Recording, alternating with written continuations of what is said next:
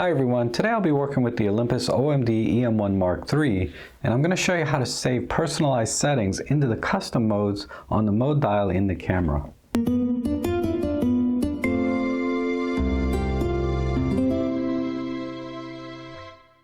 As you know, the Olympus cameras are very customizable. You can reprogram the buttons to do different things. You can change what the dials do. You can change, the exposure settings and tweak the colors and change the focusing modes and shutter priorities.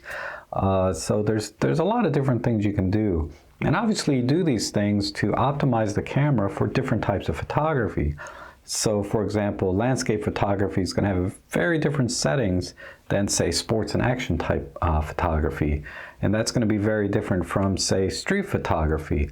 And you might have a group of settings or favorite settings that you like to use over and over again for these different types of photography. And Olympus allows you to save these groups of settings into the camera, and they give you up to 4 memory slots, and they call them C1, 2, 3, and 4. And they put them conveniently right on the mode dial for you to access them anytime you want to pull up those specific settings. So when you go out and do your landscapes, you take, you set it to C1, you want to go out and do sports and action, you can just switch it to C2, and so on. And that's what I'm going to do today, is I'm going to show you how to save these personalized groups of settings that you prefer for each type of photography, and save them into the custom settings on the mode dial. And then I'm going to go into a little bit of the fine print and some of the quirks with working with custom settings and recalling them, because there's some unexpected behavior there potentially. All right, let's go ahead and get started. Now I've already done a factory reset on the camera, so we can all be on the same page. And if we look at the mode dial, you'll see that we have over here C1, 2, 3, and 4. And if I want to recall settings that I saved into C1, I just turn the dial to C1. But how do we start? We don't start in C1 when we want to set up the camera. We actually start in the mode and change all the settings in the mode that we're going to be using. So say for example, we want to set up the camera for landscape photography. What I would do is I'm going to put the camera into aperture priority, because that's normally how I take landscape pictures, is I set the aperture to say f5.6 or f8. And then we'll go from there into the super control panel and make all kinds of changes. So let's do that. Now in the super control panel, what I would probably do for landscape is shoot at ISO 200. And I'll leave the white balance on auto. I'm going to turn off the image stabilization because I'm typically on a tripod. And we'll just use we'll leave it in single point.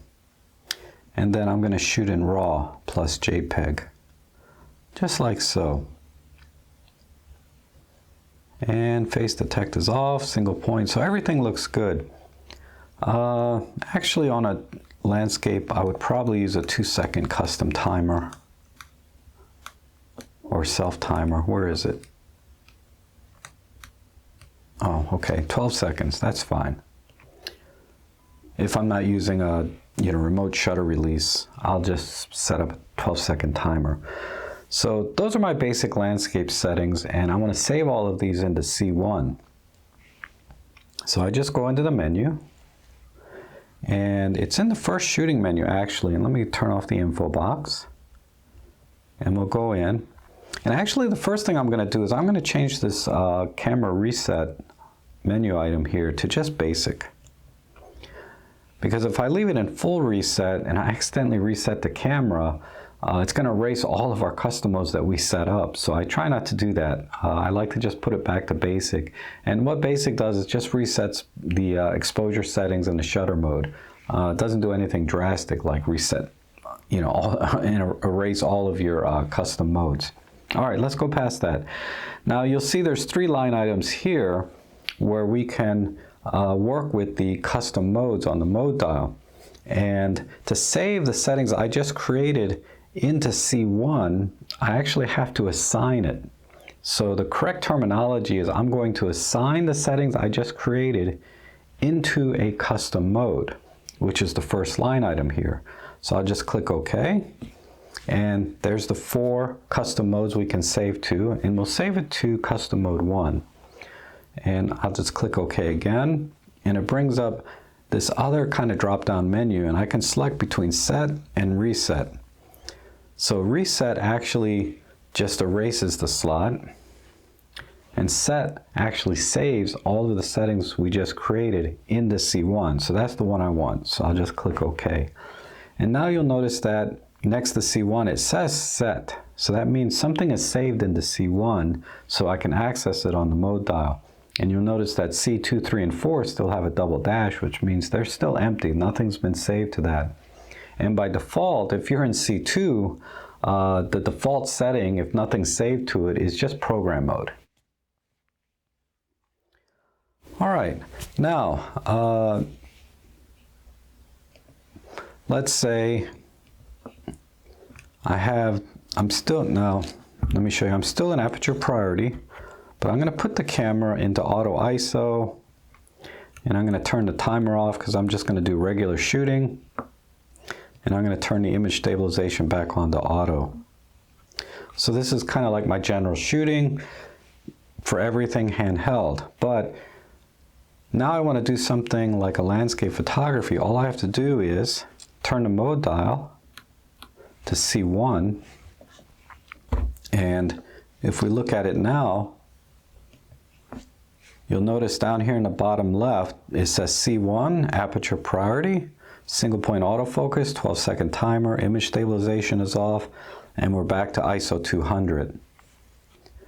And while I'm looking at this, I decide instead of natural color profile, I want to change this to monochrome.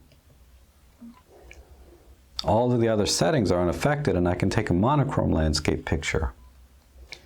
But you have to be careful, because what happens now is, let's say I take my landscape picture, then I want to move on and put the camera back into a regular shooting mode, handheld.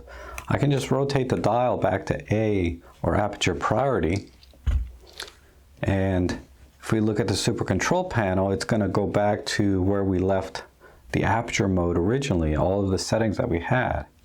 But if I go back into C1, let's look at it now. You'll see that the monochrome is no longer there, right? Even though we changed it while we were in C1.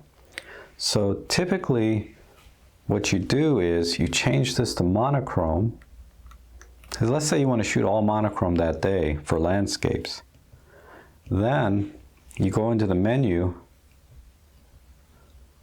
and you save it again. So you can just click OK twice here. Now the monochrome has been saved into the C1 setting with all of the other settings we did. And that's how you do it on most Olympus cameras. And there's one other way you can do that in this camera, which I'll come back to. But for now, let's just set up the camera now for, say, sports action setting and save that into C2. So for sports action, I like to shoot in shutter priority mode. So I'm going to put the camera in the shutter priority. And then let's go into the super control panel. And I'll leave all of this to the auto ISO, and everything's fine. I'm going to change this to continuous autofocus. And I'm going to change this to continuous low for the shutter mode. And everything else looks fine. And then the last thing I'll do is change the shutter speed to 1/2000th of a second, because let's say I'm trying to capture a bird in flight. You know, that's my sports action speed. But there we have it. So now let's save this into C2. So we go into the menu, go down here, and then we'll select C2, and I'll just click OK twice. And now you'll notice that it says set next to C2. So now when I rotate the dial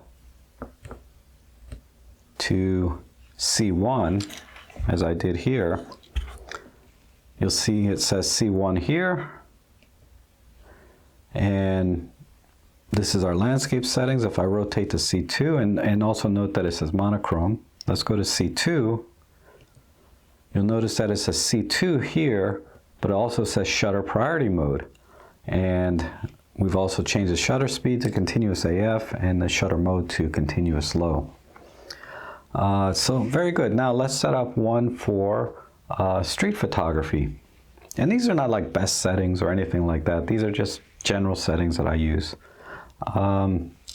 So for street photography, I normally shoot in aperture priority. So I move the camera back to aperture priority. Let's go into the super control panel. And I'm going to change this to silent mode shutter. Single point autofocus. We'll turn face detect on. And center weighted metering. And I do like to shoot in monochrome for my street work. And I'll also change my highlights and shadows. I've been kind of playing with these settings here. All right. Now let's save that into C3. So I'm on C3, I click OK twice, and we're good. So that's basically how you save things into C1, C2, and C3. All right, let's get into the fine print a little bit and go back into the menu. So if we look in the menu here, we have another line item here called Custom Mode Save Settings. And if we click over to the right, you'll see that Custom Mode C1 Reset. Let's click over to the right again and see what options we have. And we have Reset, and we have Hold, and then back to Reset. So we can reset or hold Custom Mode C1. What does that mean exactly? Well, Reset doesn't erase the settings. All that does is every time you change modes and come back to it, so you go from C3, you go to C1, then you go back to C3, the camera is going to recall all of the settings that you saved. Even if you made changes while you were in C3 before, it's, you know, like I showed, it's not going to remember those. But if I want to remember the settings I changed while I was in C3, then I happen to turn the camera off and back on. I can tell the camera to remember those changes I made while I was in C3 without having to resave everything back to C3 like I did before. So I'll give you an example. Let's put the camera into C3 mode. And I'm taking a few pictures in monochrome and everything's fine. But let's say I want to start taking pictures in color while I'm doing street photography. So what I would do is I would change this to just natural color profile and take a few pictures. But if I turn the camera off, you know, because I'm going out, have some coffee first, and then want to go back out shooting and turn the camera back on, you'll notice that C3 has changed back to monochrome. So what I can do is I can go in here, go to Custom Mode Save Setting, and change C3 to Hold. Now I can change this to color, take some pictures, and then when I stop to take a break, have some dinner or something, turn the camera back on. When I go back out shooting, you'll see that C3 has stayed in the color or natural color mode. So it's going to hold all of the settings while you're in C3 when you turn the camera off or change modes, etc. So that's something kind of new to the M1 Mark III. Another thing you can do is, let's say you're in aperture priority and you know, you make a bunch of changes here. Let's say you're playing with some art filters, etc. But you want to quickly change to your normal street photography mode. So you want to recall C3, but you don't want to turn the dial to do that. You just want to access it through the menu. So you can do that here. So you go into this menu and you say Recall Custom Mode. recall custom 3, click OK, scroll up and say yes to confirm. And then if we look at the settings, you'll see that we now have natural color profile instead of the art filter that we had changed before. So it's now recalled custom 3. But there's a little quirk with this that you have to be careful. Let's say I want to recall C2. Remember, C2 was my sports action mode. And my camera is an aperture priority. So what happens? So let's go into the menu, recall custom mode C2, click OK, scroll up, say yes. Look, the camera didn't change to shutter mode priority, but if we go into the super control panel, you'll see that it did change the shutter to continuous slow, and it changed the autofocus to continuous autofocus. So it changed just about everything except the mode of the camera. So just be aware of that when you're recalling the custom mode from the menu, it does not override the mode that you're in. So if I was in C1 and I tried to recall C3, it's not going to override C3. It's going to just, well, let me just show you. I'm in C1, and let's recall C2, like so. Now, you'll see that it still says C1, but it changed to continuous autofocus and low. So be aware of that. Now, if I'm in C2, we have to kind of go through all these different examples, right? And I want to recall C1, which is an aperture priority mode. You'll notice it didn't change the mode in C2. So recalling from the menu does not override the actual exposure mode, program, aperture, shutter, manual. All it does is change all of the other settings, like your color profiles, your focusing methods, and all of the buttons, if you reprogrammed any buttons. Now, let's talk about assigning a custom mode to a button, because the camera behaves differently from recalling via the C modes and recalling via the menu system. So let me put this into C1. Well, actually, let me just put it in aperture priority. And let's look at the super control panel and see where we are. So we're in continuous autofocus low. Let's just change this to single point and change this to mechanical shutter, natural. So I'm just doing general photography here. But let's program a button to recall one of the custom modes. So for example, let's recall C2, our sports action, because I'm doing general photography and then suddenly I see some birds flying across. I want to be able to quickly change to C2 without having to turn the mode dial. I can just tap a button and recall it. So we go into the menu and we go into the custom menu. We have to go down to B for button functions. And I'm going to change the ISO button here to quickly change it to C2. So that's this one. And I can just scroll up until I see C2, like so. And I'll click OK, and we'll tap out. Now, look at the super control panel. We're in single point autofocus, single point shutter mode, right? But if I click the ISO button now, you'll notice that it recalled C2, but it also changed the mode to shutter priority. It changed it from aperture to shutter priority. So just be aware of that. When you recall it this way from a button, it actually will override the mode dial. So I'm not sure the logic behind that,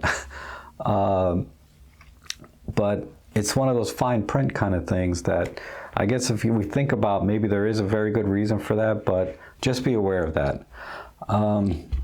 And we'll look in the super control panel, we'll notice everything else is back to normal. Now what's interesting is I can quickly change back to my normal aperture priority settings that I had before if I just tap the ISO button again. And then if we look, you'll see we're back to single point autofocus and single shutter.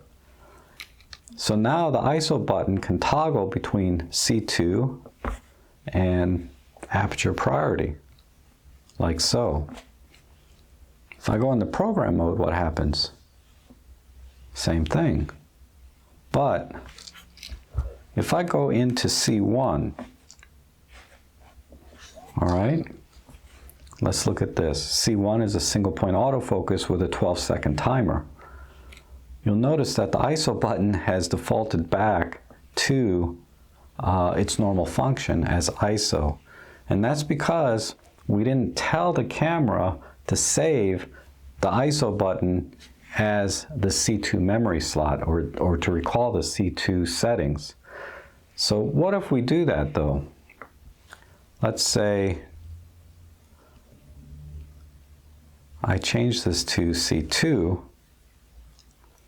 Now if I hit the ISO button while I'm in the C1 mode, you notice nothing happened. But let's look in the super control panel. Nothing happened. So even though I reprogram the ISO button to recall C2, if my mode dial is in C1 or any of the other C's, it's not going to recall it. So C1 is kind of, when the mode dial is in C1, it forces the camera to stay with the settings in C1 and not let you change to the other C2s. And that makes sense to me, that you don't want to accidentally toggle C1 and C2 via a button. You want to program the buttons for very specific things, not to recall different custom modes. But in aperture priority, when I click the ISO button, it does toggle the C1, or I'm sorry, C2 and aperture priority. So it's a very fast way to change from, say, normal photography to maybe something you saved a personalized setting. And you can go on, you can reprogram the other buttons to C1, C3, C4, and quickly swap between those three settings via buttons instead of turning the mode dial. And that might be handy if your camera's like in a cage and it's hard to get to the mode dial. All right, so if you have any questions, just leave them in the comments below. But as always, I appreciate you guys watching, and hopefully we'll see you again soon.